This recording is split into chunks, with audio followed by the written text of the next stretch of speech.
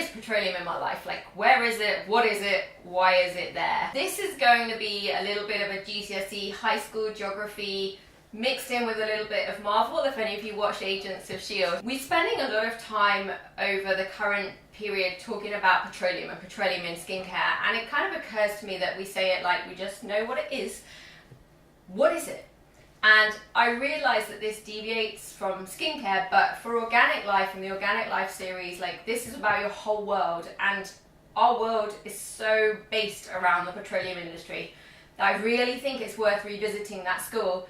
I'm going to be geography teacher now. Like, I can't quite profess to pull off black trainers and white socks like my geography teacher used to, but I'm going to give it a try. So, from the top, and I'm going to be learning with you. Petroleum is either referred to as petroleum, crude oil, simple oil. It's a fossil fuel. Formation-wise, how it would have happened is you would have had H&Cs, which would have had plants and algae in them. They died, they fall to the bottom of the shallow sea. Once they're there, they start to get mixed in with other sedimentary materials and compressed. And when that sea would have then dried up and become a dry basin, you get yourself a sedimentary basin. Is it all coming back?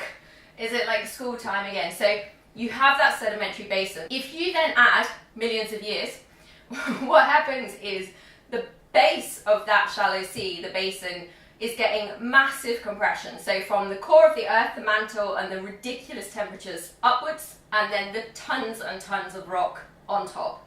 And you get compression. So you're adding heat, time, weight, and there starts to be a waxy substance formed called kerogen. That's where the Marvel bit comes in. I'm sure they talk about kerogen.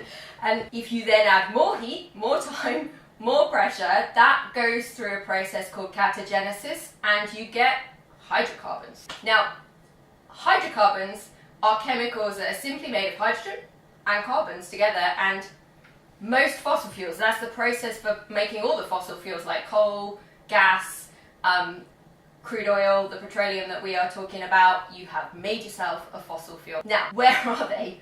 Pretty much everywhere. There is so much of your daily life that revolves around petroleum. The most obvious one being petrol, gasoline, everything that's going in your cars, everything that's going into kind of heat and fuel your households. Things that aren't quite so obvious, and the reason we should probably think about it, is that those hydrocarbons are very useful, and they are used in so many industries to make so many things.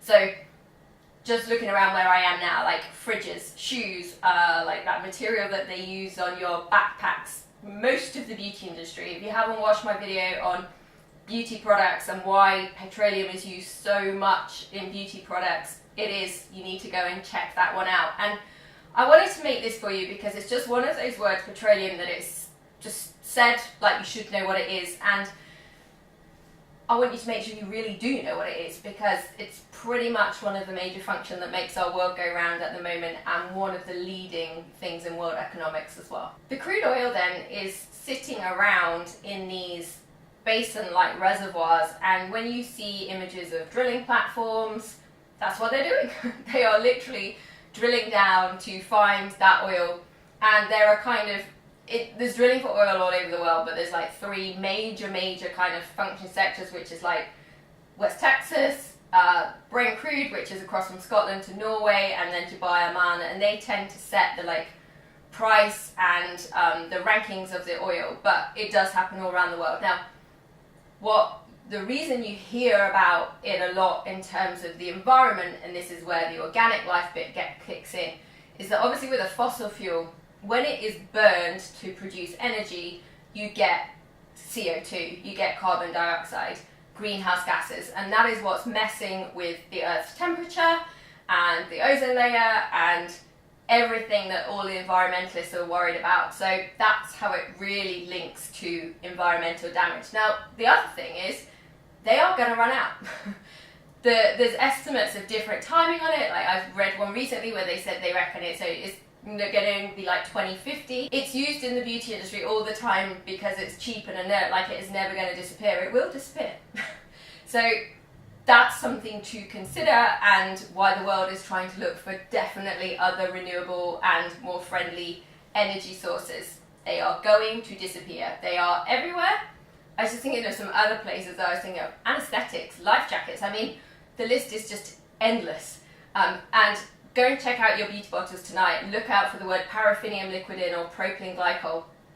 Fragrance has it in loads. Anything that lists alcohol, propyl alcohol, will be in there as well. It just carries on and on and on and on. If you have any friends who you think should know what petroleum is and would like the yellow geography teacher's version, brief version of what it is, then please send this to them, share it with them. And it's really just something for you to think about. Like, give it a thumbs up if you think that it has brought all those years of schooling back.